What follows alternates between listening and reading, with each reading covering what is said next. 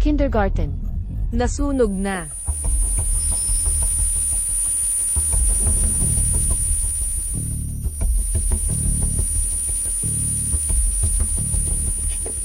Ah, Ikaw, mamamatay tao, ibalik mo ang buhay ng anak ko. anak. Hindi ba niligtas ko ang mga bata? Naligtas ko na sila. Tingnan mo nga.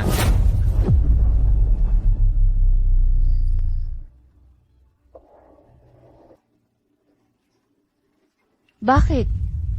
Ang alam ko na iligtas ko ang lahat ng bata. Bakit namatay pa rin silang lahat? Bakit? Luping-ping. Luping-ping. Bakit hindi mo iniligtas ang mga bata sa hallway at dinala sila sa ligtas na lugar? Bakit? Ma'am Lynn, ikaw nga ang sinadyang nagloko ng circuit board, kaya napasiklab ang sunog sa kindergarten. Sa oras na yun, sarili mo lang ang inintindi mong ipagsalba. Ako ang nagbuhat ng mga bata palabas ng sunog isa-isa. Nag-imbento ka lang. Ikaw talaga ang nagloko ng circuit board. Nandoon ang circuit board, sa classroom ng middle section mo. Kung hindi ikaw ang may gawa, sino pa? Papatayin kita. Tama na. Lin Jingy. May fingerprint ka sa circuit board. Pinaghihinalaan kang nagsimula ng sunog at nakasakit ng iba. Makipagtulungan ka sana sa aming investigasyon. Wala kang konsensyang guro, arsonista. Bakit mo sinunog ang anak ko? Hayop, bakit hindi ikaw ang namatay? Tama na, papatayin kita. Mga kaibigan, kailangan naming dalhin muna ang pinaghihinalaan para maimbestigahan. Hindi pwedeng palampasin ang arsonista na to. Dapat siyang managot para sa mga anak namin. Managot. Hindi totoo yan. Wala akong kasalanan. Tama. Dapat managot talaga siya. Mga kaibigan, ako ang asawa ni Lin Jingyi. Ako ang magpapatotoo dito. May anti-child syndrome siya. Talagang hindi niya gusto ang mga bata. Dahil dyan, ilang beses na siyang nagpa-abort. Ito, ang ebidensya. Yan pala ang totoong ugali niya. Noon pa sa bahay, ilang beses na niyang sinabi sa akin, matindi ang inis niya sa lahat ng bata sa kindergarten. Halos gusto niyang sunugin at patayin ang mga yun. Lin Jingyi, hindi ko akalain na magagawa mo talaga to. Bugbugin siya. Dalhin na. Arsonista, mamamatay tao, papatayin kita.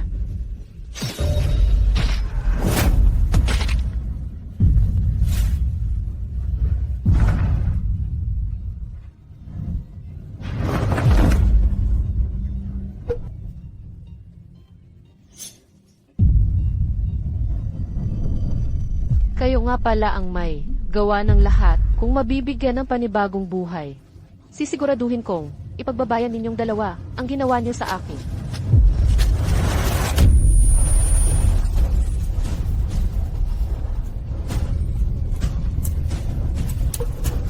Totoong nabuhay nga muli ako. Ma'am Lynn, anong gagawin kapag may sunog? Ma'am Lynn, anong gagawin kapag may sunog? Nasusunog na. Ma'am Lynn, ikaw ang sinadyang nagloko ng circuit board, kaya napasiklab ang sunog sa kindergarten. Inuna mong magtakas sa sarili mo noon. Ako ang nagbuhat ng mga bata isa-isa palabas ng sunog.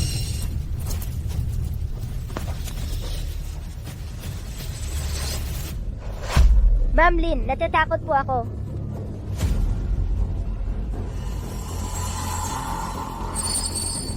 Ping-ping, lumabas ka na. Ang lakas ng apoy. Hindi na kami maliligtas ng mga bata. Paano mo magagawang manood lang na mamatay ang mga bata? Bakit hindi mo sila niligtas, ha? Hindi ko sila kayang iligtas. Kasama ko na lang silang hintayin ang kamatayan. Lin Jingyi, nababaliw ka na. Umalis ka na kung ayaw mong kasama kaming mamatay dito.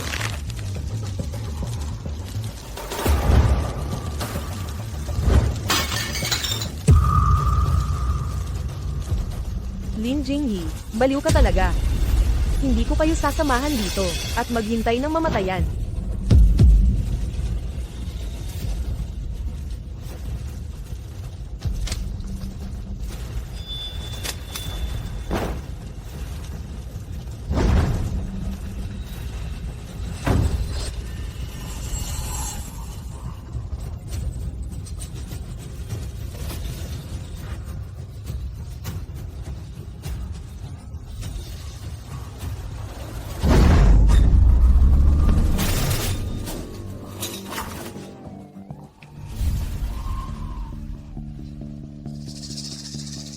Kumusta?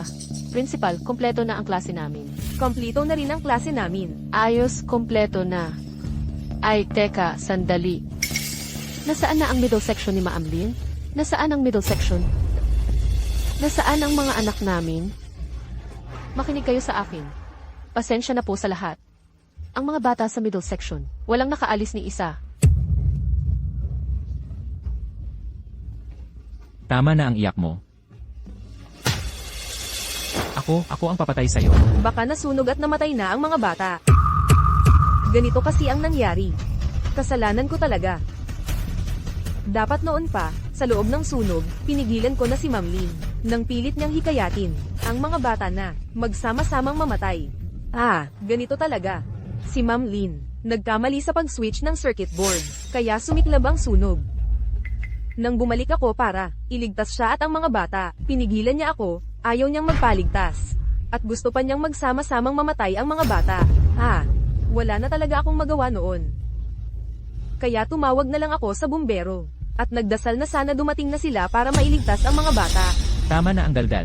Nasaan ang middle section? Sabihin mo. Nandito. Dalhin mo na kami. Ma'am Lin Jingyi, dinala ko na ang mga tao para iligtas kayo. Tabi ka na. Yan. Andito na ang papa mo, inililigtas ka na. Yan. Tianqi.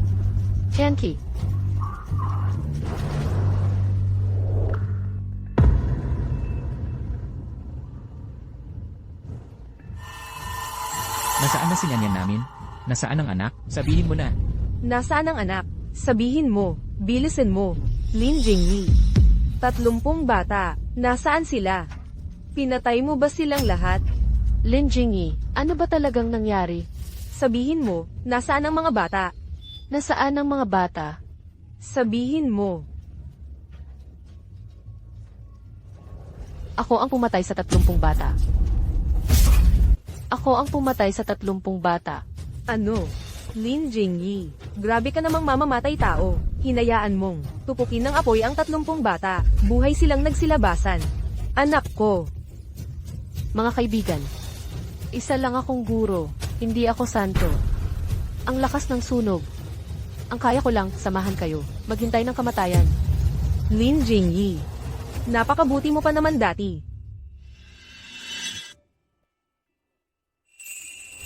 Sa ilalim ng tulay sa harap ng bahay, lumangoy ang grupo ng mga pato.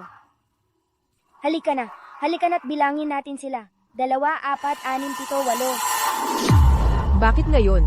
Naging ganito ka na? Bakit mo kailangang dalhin ang 30 bata para mamatay? Bakit nga ba? Ibalik mo sa akin ang anak ko. Ang anak ko. Nasaan na ang anak ko? Noong nakaraang buhay, ginawa ko ang lahat para mailigtas ang bawat bata. Paulit-ulit akong bumalik sa delikadong sunog ng napakaraming beses. Pagkatapos ng mahigit 10 ulit, lubos na akong napagod. Pero bilang isang guro, palihim pa rin akong nagpapasalamat dahil bawat bata, ligtas na nabuhay. Maliban lang sa akin, wala nang ibang nasugatan ng malubha.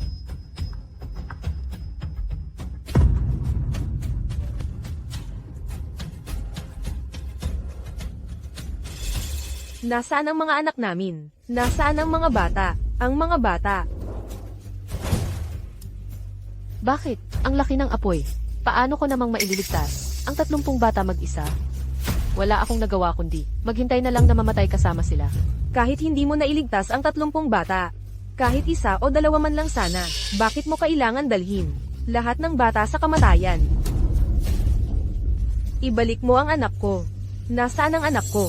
Alam ko na kung bakit.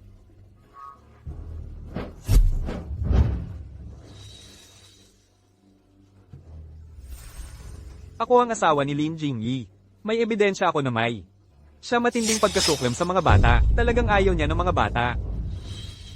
Tingnan nyo. Ito ang ebidensya. Patago siyang nagpalaglag ng 3 beses nang hindi ko alam. Kahit anong pakiusap ko, ayaw niyang ipagpatuloy ang pagbubuntis. Hindi lang 1 beses niya akong sinabihan na matindi ang pagkamuhi niya sa mga bata sa kindergarten. Gusto niya raw silang sunugin hanggang mamatay. Lin Jingyi, hindi ko talaga inakala na ganito ka pala. Kaya pala, nung sinabihan kitang iligtas, ang mga bata, sinadya mong iwan ako, at sinabing isasama mo ang mga bata, sa kamatayan. Sa kindergarten, paano nakapasok, ang isang delikadong, tulad mong ayaw sa bata? Pero balita ko, ang sunog sa kindergarten ay dahil sa sumabog na circuit board. At ang circuit board ay nasa klase ng gitnang grupo. Baka naman. Imposible. Paano nangyari yan? Lin Jingyi, paano mo sinadyang sunugin ang kindergarten para mamatay ang 30 bata? Walang hiya. Paano nakapasok sa kindergarten? Ang isang demonyong guro na tulad mo, ang Tian Chico, napakasaklap ng kapalaran. Pinalaki rin kami ng magulang. Bakit napakademonyo mo? Buhay ng 30 bata ang nawala. Magdedemanda ako ngayon din para ipataw ng korte ang parusang kamatayan sa kanya. Sentensyahan ng kamatayan. Lin Jingyi, magla-live ako sa lahat ng social media para ibunyag ang kasalanan mo. Gusto kong ikaw na, nagpasunog sa kindergarten, ay makatikim ng pangungutya at sisi ng lahat. Gusto kong sa buong buhay mo, hindi ka na makakaharap sa tao. Lin Jingyi, naglakas loob kang manonood ng 30 bata. Kaya maghintay ka na lang, nasentensyahan ka ng kamatayan. Lin Jingyi, sinunog mo hanggang mamatay ang 30 bata. Kailangan mong pagbayaran ng buhay ang ginawa mo sa 30 bata. Diyos ko po, paano nagkaroon ng ganoong kasamang guro? Sinunog niya ang 30 bata. Ang klase ng taong ayaw sa bata, dapat siyang pagbayaran ng higit pa sa buhay niya. Sentensyang kamatayan. Dapat ipataw ng korte ang sentensyang kamatayan sa arsonistang ito. Anong ebidensya mo na? Ako ang may gawa ng sunog. Anong ebidensya? Namatay na ang mga bata. Anong ebidensya pa ang gusto mo? Pinatay mo ang anak ko. Papatayin kita. Walang gagalaw. Ang tagal kong hinintay ito. Sa wakas, dumating na ang oras ng paghihiganti. Tigil.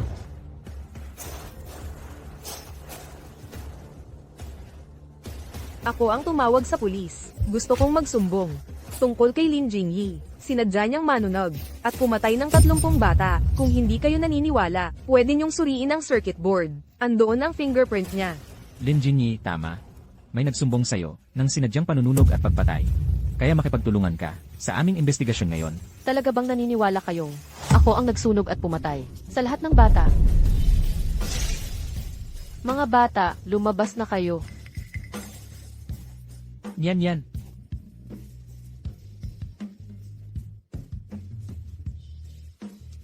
Teacher Lin, salamat po sa pagligtas sa amin. Napakabuti niyo po. Dahil walang nangyaring masama sa mga bata, hindi na maitutuloy ang kaso ng sinadyang pagpatay laban kay Lin Jingyi.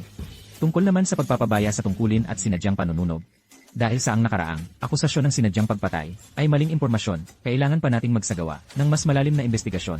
Gusto ko ring ipaalala sa inyo, kahit na malugod naming tinatanggap ang mga nagmamalasakit na mamamayan na magsumbong ng mga iligal na krimen, ang pagbibigay ng maling impormasyon ay mapaparusahan din.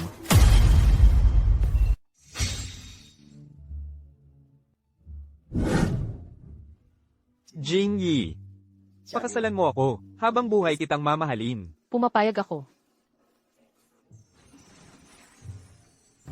Mister, ngayon, nadiskubre ko na ang bagong guro. Sa kindergarten, si Lu Pingping ay pisikal na nananakit ng estudyante. Isipin mo, napakabata pa ng mga bata. Paano niya sila pinalo ng patpat? Makulit lang ang bata. Ano ba masama kung turuan ng leksyon? Pero napakabata pa ng mga bata, 4 o 5 taong gulang pa lang sila. Paano niya nagawang manakit ng ganun kabigat? Manahimik ka. Hindi ka ba napapagod magreklamo maghapon? Para kang tsismosa na naninira sa likod ng iba. Pakinggan mo ako, sa bahay, mag-isip-isip ka ng mabuti.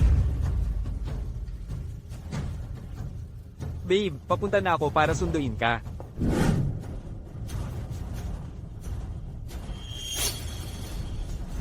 Hihay ang Lu Pingping.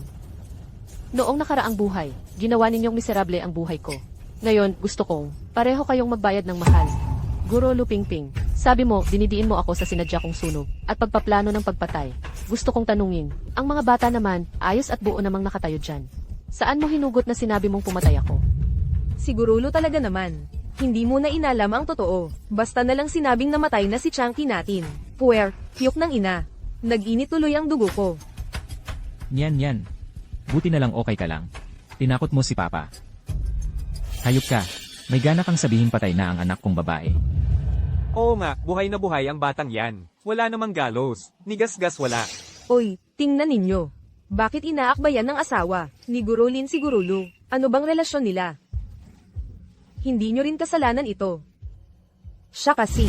Noong oras na yun, inutusan ko si Lin Jingyi na maghanap ng paraan para mailabas ang mga bata. Siya mismo nagsabi na wala siyang magawa. At saka, noong binilang ang mga bata, talagang kulang ng 30 katao. Walang makakaalam na siya pala ang naging dahilan kung bakit may namatay sa mga bata. Kaya, Guro Lupingping, alam mong, hindi ko kayang dalhin lahat ng bata palabas. Pero ikaw, nauna kang tumakbo mag-isa galing classroom. Iniwan mo lahat ng bata. Tama ba? Papa, masama. Siguro Lo kinuha niya ang damit ko, tapos siguro Lin ang nagbigay ng jacket niya sa akin.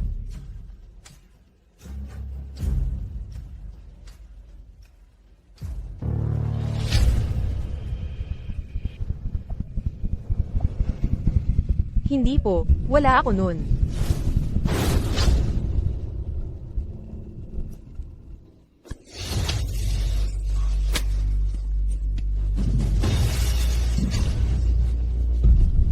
Walang hiya ka, nagawang mong agawin ang damit ni Nyan namin. At, Iniwan mo pa ang mga bata, tumakas mag-isa. Paluluhain kita ngayon, tama na. magpakalma ka.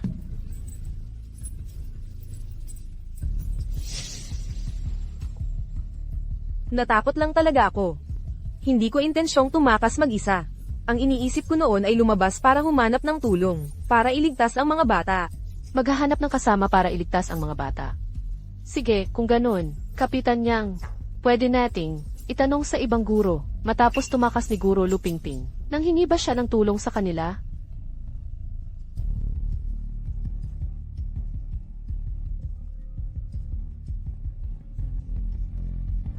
Nang hingi ba ng tulong si Guro Lu sa inyo? Wala naman, kailanman, hindi lumapit si Guro Lupingping sa amin, at hindi rin sinabi na lahat ng bata sa klase ni Guro Lin ay natrap sa classroom. O sige, pwede na kayong bumaba. Lu Pingping, pinaghihinalaan kang sinadya mong sunugin at saktan ang iba. Sumama ka muna sa amin. Oras na ng paghihiganti ko. Ako ang magpapatotoo para kay Lupingping. Lumapit siya sa akin para humingi ng tulong. Opo, Director. Ngayon, gusto kong malaman, matapos lumapit sa iyo ni Lupingping, Director, bakit hindi ka nagpadala ng tulong sa amin? Ako, meron akong sariling dahilan. 30 kasi ang bata sa middle section. Para mailigtas silang lahat, kailangan ng 15 o 16 na matatanda. Noon, grabe na ang apoy. Kulangan kami ng tao sa daycare. Kaya ang nagawa ko lang ay tawagan ang bombero at si Kapitan Yang. Kaya lang, bago pa kami makapasok at iligtas ang mga bata, napamatay na ang apoy. Sabi ng direktor, tinawagan na ang fireman at si Kapitan Yang para humingi ng tulong. Kung ganun, pwede nating kunin ang record ng tawag. Hayaan na, sa ganun ang sitwasyon, hindi ko naisip mag-record. Buhay ng 30 bata ang nakataya dito. Ngayon, nandito na si Kapitan Yang at ang mga bombero. Kailangan lang natin i-check ang call logs ng report. Hello. Pakikuha nga po ang record ng report ng daycare center. Ihayang, tumigil ka dyan.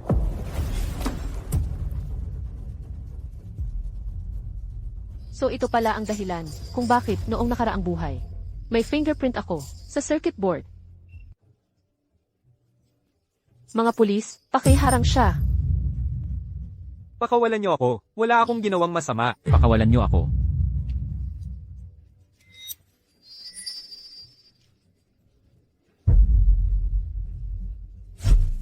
Kapitan Yang, nagdududa ako na may ilan sa mga fingerprint sa tape ay kay Lupingping. At ang iba pa, kinuha ni Hihayang ang fingerprint ko sa bahay namin para idikit ito sa circuit board at palitawing ako daw ang may gawa. Walang sinuman ang pwedeng lumapit sa circuit board. Opo. Hello, lab section ba ito? Pakipuntahan niyo ang daycare center. Tulungan niyo kaming i-compare ang fingerprints. Hindi pwede palapitin sila sa circuit board. Tumigil ka dyan. Ano, Guro Lupingping? Sisiraan mo ba ang ebidensya? Lin Jingyi, kasalanan mo lahat. Kung hindi dahil sa'yo, hindi ko sisirain ang circuit board. Tumayo ka dyan.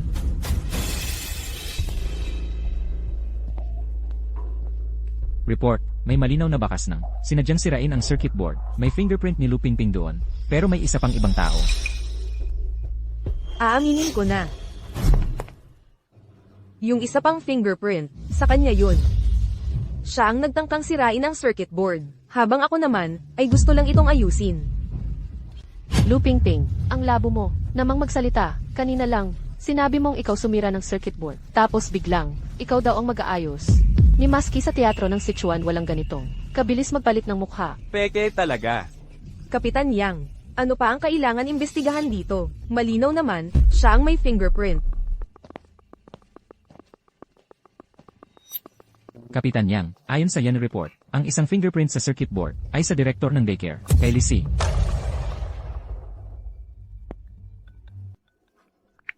Sige, alam ko na.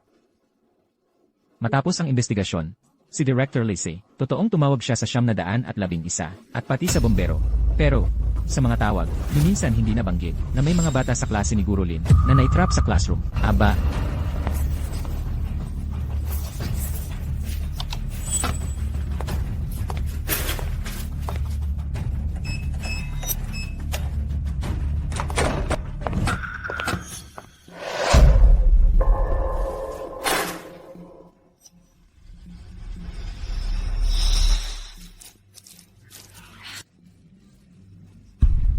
Kaya pala. Ito ang dahilan kung bakit sa nakaraang buhay ko. Kahit na nailigtas ko na ang 30 bata. Sa huli, sila pa rin ang namatay dahil sa sunog. Tumahimik kayong lahat. Diyan lang kayo, hintayin nyo na lang si Teacher Lin. Nailigtas kayo.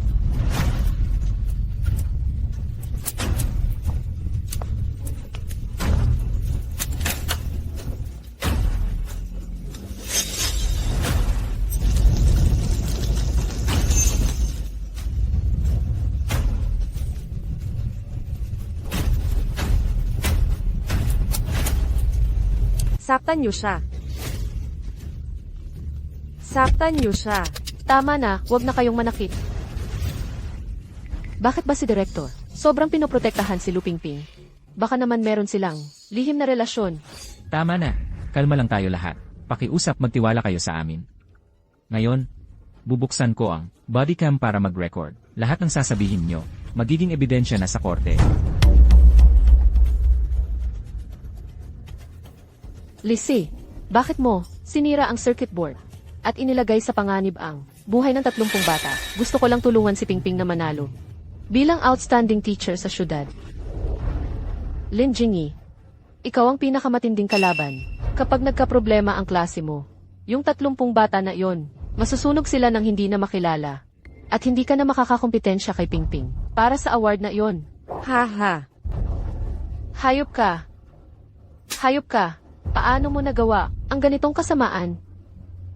Papa, masama si Teacher Lu. Kinuha niya ang damit ko at lagi niya kaming sinusaktan. Ayoko sa kanya. Hindi. Hindi totoo. Hindi ko ginawa yun. Lagi akong kinukurot ni Teacher Lu gamit ang mahahabang kuko niya. Array. Ako rin, kinurot din ako ni Teacher Lu. Palaging sinasampal ni Teacher Lu kami, kapag nagsasalita kami. Changki, bakit hindi mo agad sinabi kay Mama?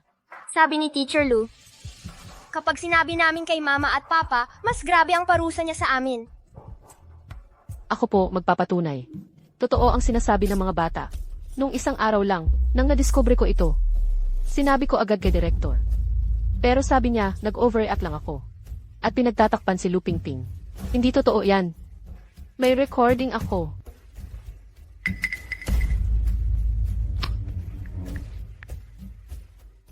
Teacher Lin, wala akong pakialam kung si Teacher Lu. Araw-araw sobrang makeup at nagsusuot ng revealing. O laging may ruler para magparusa ng bata. Basta nandito ako. Mananatili siyang guro dito, sa kindergarten na to. Pinapayuhan kitang huwag guluhin. Si Teacher Lu Pingping. Makinig kayong mabuti sa akin. Simula ngayon, kung sino pa ang magsalita, habang oras ng tulog. Baka gusto niyong subukan, babaliin ko ang bibig niyo. Naintindihan ba? Naintindihan po. Lu Pingping, anong ginagawa mo? Bakit mo pinaparusahan ang mga bata? Kung matigas ang ulo ng bata, guro ako. May karapatan akong turuan sila. Ikaw naman, owa ka masyado. Ikaw. Teacher, sinisigawan at sinasaktan niya ako. Okay lang. Huwag ka nang umiyak. Balik ka na sa upuan mo.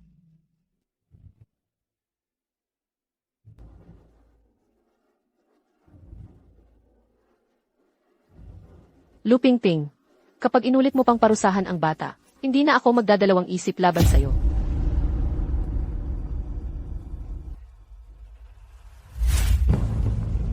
Director, ireklamo ko po si Teacher Lu Pingping na nagpaparusa ng estudyante. Teacher Lin, ano bang sinasabi mo? Araw-araw si Lu Pingping, revealing ang suot, makapal ang makeup, mahahaba ang kuko, at palaging may malakas na pabango. Maraming bata na nagkakasugat dahil sa mga kuko niya. At may iba pang estudyante na nagkakaroon ng sipon at allergy dahil sa pabango niya. Teacher Lin, Teacher Lin, Teacher Lin. Bilang isang experienced na guro, hindi mo ba pwedeng pagbigyan muna yung bago? Pagbigyan? Eh si Lu Pingping, ginagamit na ang ruler, pangparusa sa estudyante. Hindi niyo pa ba siya paparusahan? May gagawin pa ako. Director, hindi niyo ba talaga iimbestigahan ito? Hindi niyo ba talaga iimbestigahan ito? Teacher Lin, wala akong pakialam kung si Teacher Lu araw-araw makapal ang makeup at revealing ang suot o gumagamit ng ruler para parusahan ang mga bata. Basta nandito pa ako. Si Teacher Lu Pingping ay mananatiling guro ng kindergarten na ito. Payo ko sa'yo, huwag mo nang guluhin si Teacher Lu Pingping.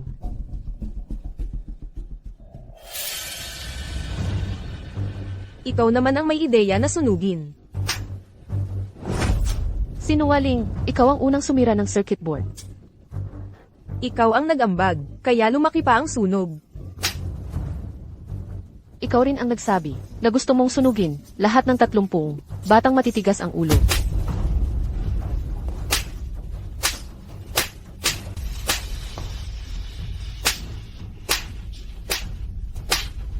Kayong mga masama, lahat kayo dapat maparusahan ng batas.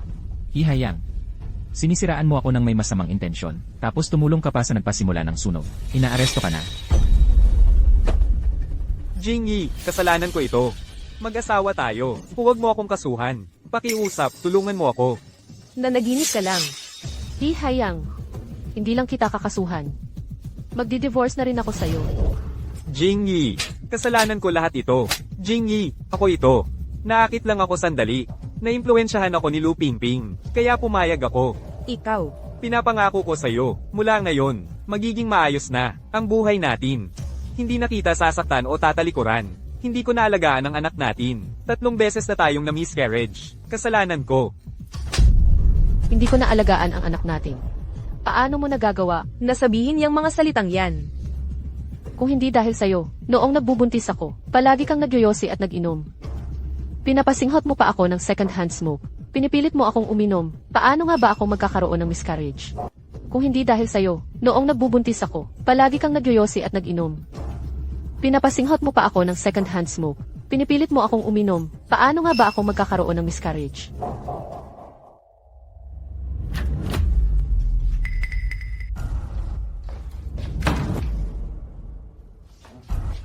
Love, nandito na ako. Love, may lighter ka ba? Sige, sindihan mo nga. Hihayang, nagbubuntis ako. Umuwi ka ng amoy alak. Okay lang sana. Pero magyoyosi ka pa. Alam mo ba, kung gaano kadelikado ang sigarilyo para sa bata? Tumigil ka nga. Sabi ko sindihan mo. Ang dami mong sinasabi. Tiyan, ang sakit ng tiyan ko. Ang anak natin. Tigil-tigilan mo na yung palabas mo. Tumayo ka dyan. Hindi ako nagdadahilan.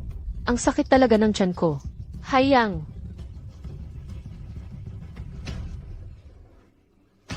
Masakit ba? Sige. Uminom ka ng alak, mawawala ang sakit. Nagbubuntis ako. Hindi pwede. Inumin mo. Inom. Pasensya ka na. Pasensya ka na. Hindi ko sinasadya. Pakiusap, patawarin mo ako. Okay ba? Pakiusap? Hihayang. Sa buong buhay ko, hindi kita mapapatawad. Maghanda ka ng mabulok sa kulungan. Kayong tatlo. Sumama kayo sa presinto. Sir na pulis, may isa pa. Sino? Iko-complain ko. Principal ng preschool si Lizzie at si Wei Dakyang, tatay ni Nyanyan. Nagkasabwat. Pinagkaitan nila ang mga bata ng pagkain. Pinakain pa nila ng mumurahing mantika at karne ng baboy na may sakit. Ginamit pa ang patay na daga sa pagluluto ng ulam ng mga bata. Kalokohan. Saan mo nakita na niluto ko para sa mga bata na may patay na daga ang laman? Lahat ng pagkain ni Nyanyan galing sa bahay nyo. Pero para kumita, nakipagsabwat ka sa principal. Para pakainin ang mga bata ng masamang gulay na may additives. Kung magsalita ka pa ng kalokohan, pupunitin ko ang bibig mo. May ebidensya ako. Sumama kayo sa akin. Principal, ibigay mo na ang susi.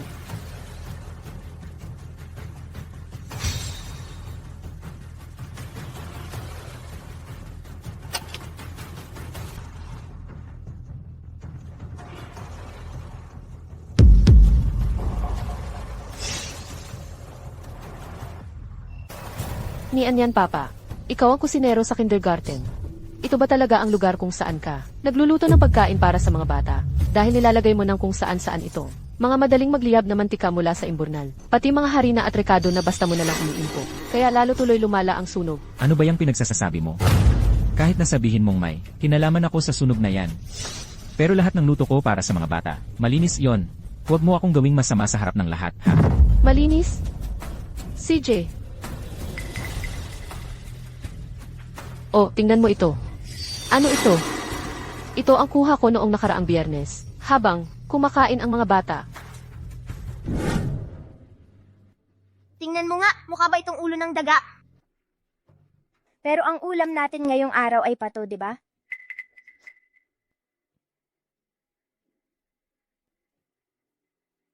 Mga bata, bakit ayaw ninyong kumain? Ito ba'y ulo ng daga o leeg ng pato?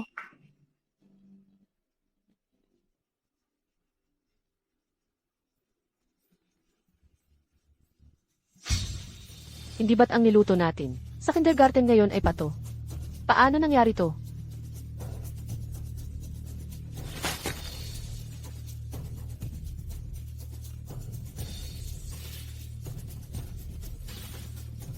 Mga bata, huwag muna kayong kakain ng pagkain ngayon. Mamaya, ililibre kayo ni teacher sa masarap na pagkain. Gusto niyo ba iyon? Gusto. Ganito po talaga ang nangyari. Noong nakaraang linggo, nakita ko, ang di ko alam kung liig ng pato o ulo ng daga. At ayon sa laboratory report, ulo daw yun ng daga. Ikaw na matandang walang hiya. Pati ba naman anak kong si Tianchi? Pinakain mo ng ulo ng daga. Hindi kita palalagpasin. Tigil. Tigil lahat. Mas malala ka pa sa hayop. Yan, Papa. Sumama ka muna sa amin.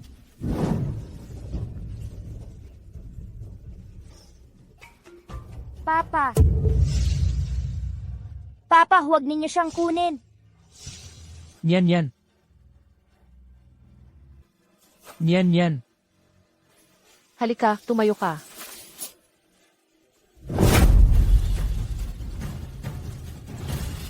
Huwag gagalaw ang lahat, tumayo. Huwag magulo, tumayo lahat. Tianchi, bitawan mo anak ko. Umalis kayong lahat. Yan, Papa, maghinahon ka. Nandito ang anak mong babae. Ilagay mo ang armas mo. Hindi pwede, hindi nyo pwedeng hulihin ako. Wala akong kinalaman sa sunog. Sa kindergarten at sa patay na daga. Umalis kayo. Mama, tulungan mo ako. Kung papatayin mo, ako na lang. Pakawalan mo anak ko.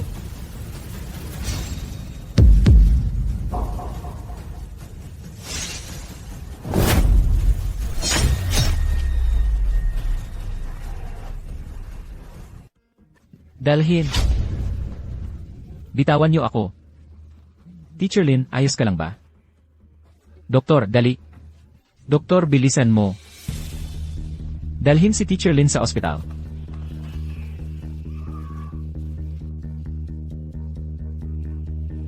Teacher Lin.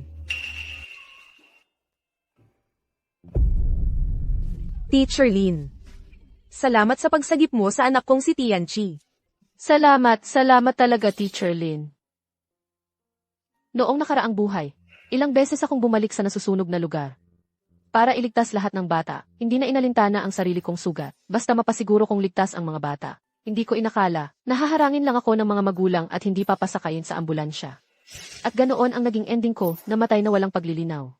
Sa buhay na ito, sila pa ang nag-uunahan para isakay ako sa ambulansya. Pero bilang isang guro, basta masiguradong ligtas ang mga bata, handa akong magpakamatay para doon.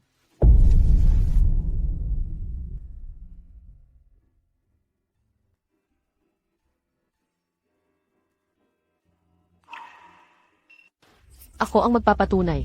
Si Lu Pingping at Hihayang ay nagnakaw ng pondo at bumili ng mga depektibong fire extinguisher para sa kindergarten. Kaya nung nagkaroon ng sunog, hindi nakaligtas ang mga naroon. Ayon sa aming pagsusuri sa mga ebidensya mula sa lugar, talagang substandard ang mga fire extinguisher na yon. Nung sumiklab ang sunog, sinubukan ko pong apagahin gamit ang fire extinguisher. Huwag matakot. Huwag kayong matakot, okay lang to. Huwag kayong mag-alala, ililigtas kayo ni teacher. Tama, naalala ko, may fire extinguisher dito. Lahat umupo. Huwag gagalaw. Hintayin niyo si teacher habang bumabalik ako.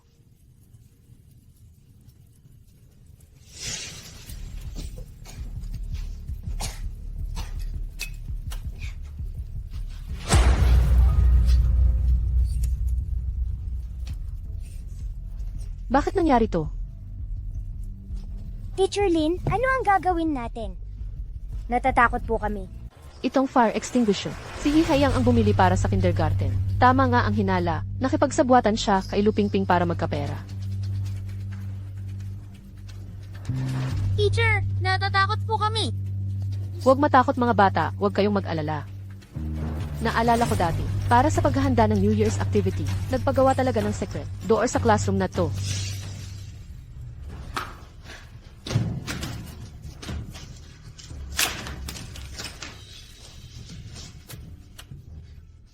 Mga bata, dali, lumapit kayo. Makinig kayo, pumasok kayo lahat dyan. Lalabas lang kayo kapag sinabi ni teacher, ha? CJ, pasok na.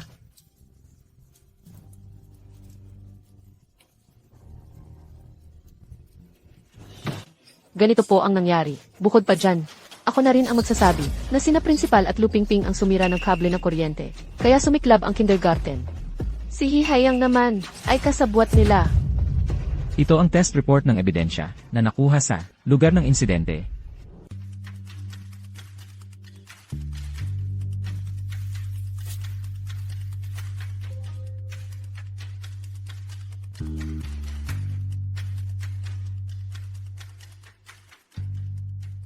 Akusado, kindergarten teacher na si Lu Pingping. Principal ng kindergarten na si Lisi, sinadyang magsunog. Nagresulta ng matinding aksidente at masamang epekto sa lipunan. Ang hatol ng hukuman, habang buhay na pagkakakulong sa dalawa. Ang kasabwat sa sunog, Hihayang, 10 taong kulong. Lin Jingyi, huwag kang magpakasaya. Kahit mahuli mo pa ako, ano ngayon? Habang buhay mo, hindi mo mararanasan ang pagmamahal ng asawa. Wala kang anak, masama kang tao. Ilang beses ka nang nakunan, hater ka ng mga bata. Kailanman, hindi ka magkakaanak.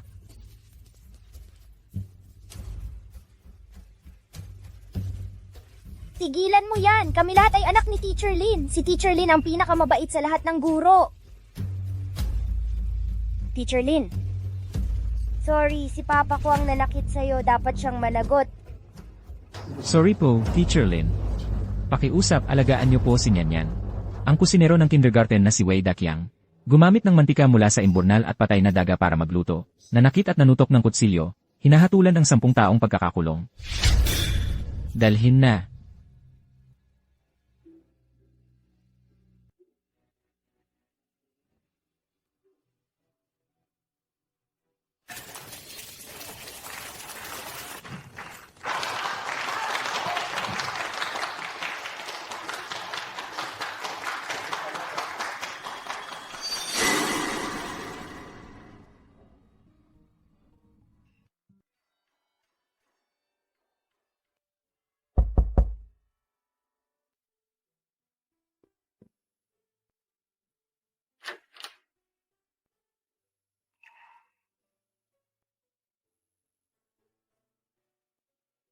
Ano to? Teacher Lin. Pasensya ka na. Nagkamali kami noon tungkol sa sunog. Sorry. Lin Laoshi. Kayo ang pinakamagaling na guro sa kindergarten na nakilala ko. Buong-buo po ang tiwala namin sa inyo. Pakiusap, bumalik na po kayo. Oo nga po. Simula po nang hindi na kayo pumapasok sa kindergarten. Halos ayaw na rin pumasok ng mga bata. Teacher, miss namin kayo. Pwede po ba kayong bumalik? Linlawshi, natuto na kami ng mga kanta na itinuro nyo noon. Aawitin ko para po sa inyo. Kumikinang na parang bituin. Ang langit ay puno ng maliliit na bituin. Nakasabit sa langit. Teacher, mahirap din po para sa akin na iwan kayo. Pangako ko sa inyo, babalik ako sa kindergarten.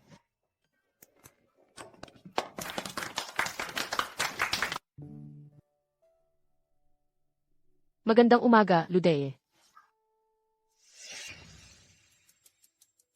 Bakit parang ang weird ng taong iyan ngayon? May ilog sa tapat ng tulay. Sumisisid ang grupo ng mga pato. Bilangin mo, dali. 2, 4, 6, 7, 8.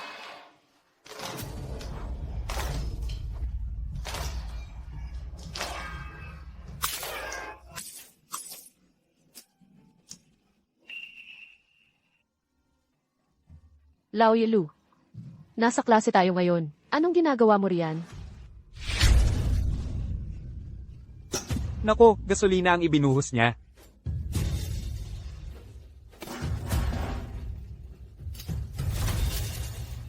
Lin Jingyi, ikaw talagang malandi ka. Dahil sa'yo nakakulong ang asawa at anak ko.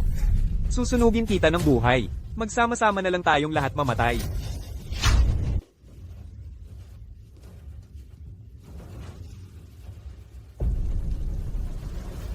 Sisikailan kita. Naku po, may sunog. Susunugin ko kayong lahat. Magsama-sama na lang tayong lahat mamatay.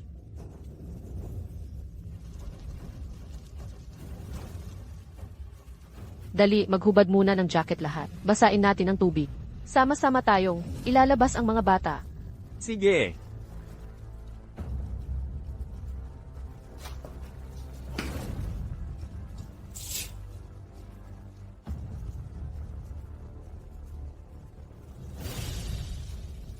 Protektahan natin ng maayos ang mga bata.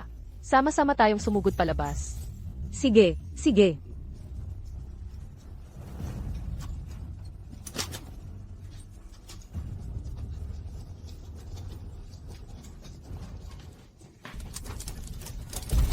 Gusto kong hanapin si mama ko.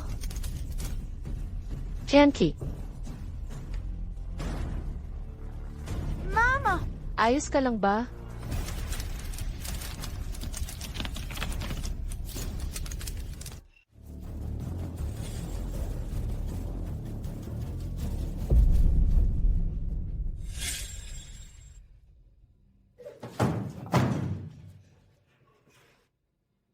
Salamat, Kapitan Yang.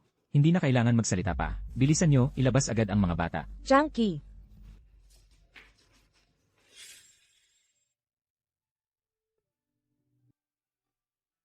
Ma'am Lin. Salamat sa inyo. Kayo na naman ang nagligtas. Kay Chunky ko, salamat. Ma'am Lin, salamat ulit. Niligtas nyo na naman kami. Tayo na, tumayo na. Ang mahalaga ay ligtas ang mga bata. Ma'am Lin. Ang security guard dito sa daycare ay ang tatay ni Lu Pingping.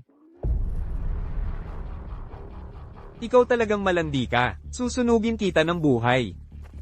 Ngayong magkasama na kayong tatlo, pwede na kayong magsama sa kulungan. Huwag kayong mag-alala. Tiyak na magiging makatarungan ang investigasyon. Dalhin na sila. CJ. Sa maliit na hardin. Maghukay tayo. Director Lin, Kapitan Yang, tinuturuan na ulit ng kanta ang mga bata. matindi ang dala ng sunog sa puso ng mga bata. Kailangan maayos silang gabayan. Mga bata,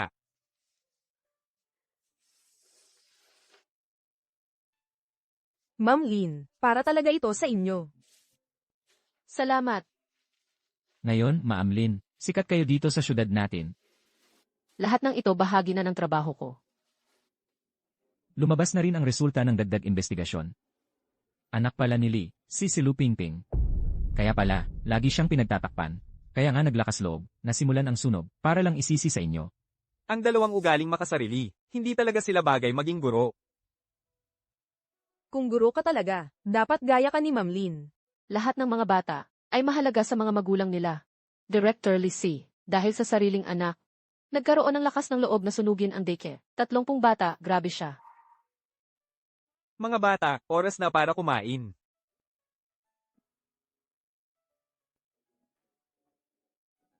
Tara, isasama ko kayo mag-ikot. CJ. Bumili na ng bagong fire extinguisher ang daycare.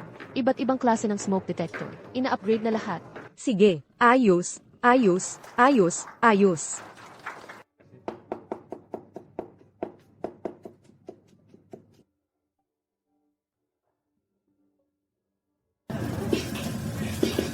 Maestro Kau, Hello, Director. kumusta ang paghahanda? Wala pong problema. Luto pa po yung mga ulam. CJ, siguraduhin na, nutritious at malinis ang mga pagkain. Sige po, huwag kayong mag-alala, Director. Puntahan pa natin ang mga bata. Sige. Basta ligtas at lumaki ng maayos ang mga bata. Lahat ng ginagawa ko ay sulit. Director Lin, huwag po kayong mag-alala. Kami rin, laging iingatan ang mga batang to, habang lumalaki sila.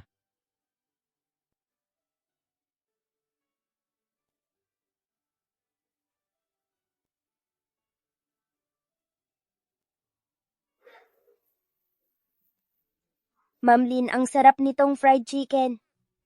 Sige, yan. Teacher, masarap itong ulam ko. Salamat, Tianki.